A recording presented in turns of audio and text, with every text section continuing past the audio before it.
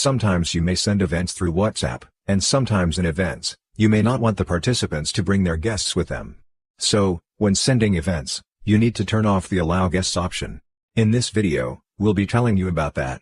For this, open the WhatsApp application, and after that, select the contact to which you want to send the event. For example, I'm selecting this contact. After that, here you can see a pin like button. Click on this pin like button. When you're clicking on that, here you can see the event option. Click on event. When you're clicking on that, here first you need to enter the event name, and here you need to set the time, add location, etc. Anyway, after that, if you don't want others to bring their guests, here you can see the Allow Guests option. If it's turned on, you need to turn off this. After that, click on the Send button. When you're clicking on that, that event will be sent. And if it's already sent and you want to edit that, what you need to do is click on that event. When you're clicking on that, you can see the Edit Event option.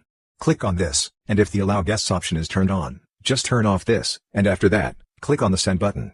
So, this way, you can easily turn off the Allow Guests option on a WhatsApp event. Hope this video was helpful for you.